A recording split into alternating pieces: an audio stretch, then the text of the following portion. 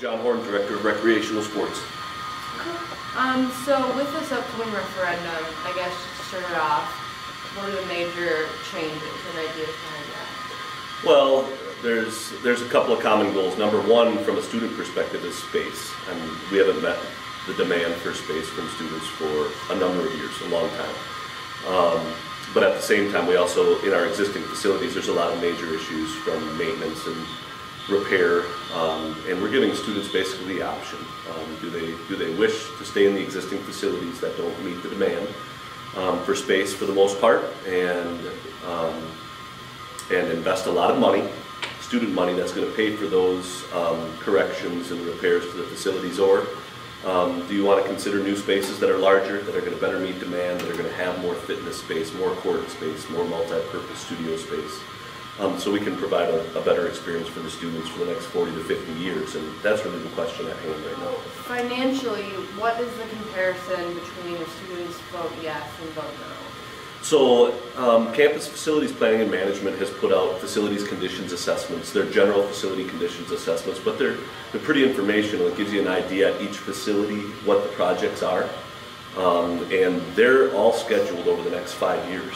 And the cost difference right now, they're saying that on a conservative estimate, the seg fee will more than double per semester. So right now it's about $37 for a student seg fee for recreational sports. If you consider more than doubling that, you're talking somewhere in the neighborhood of $85, $86, $87 per semester.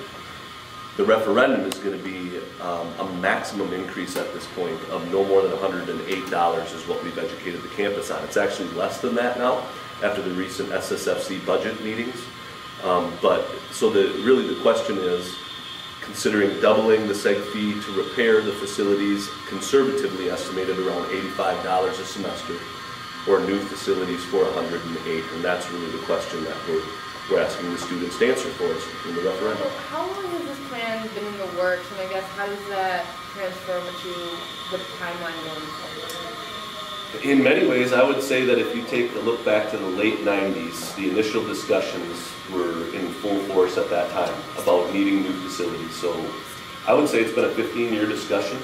But at this point, I think what has happened is we've pretty much hit the end cycle of these facilities and their operations for the most part. I mean, the Surf is the newest facility that we have. It's 31 years old, and in many ways it's less efficient than a lot of our current facilities that are much older. But we're finally at a wall here where we need to make a decision. We need to invest in the current facilities and fix them up, or we need to build some new ones.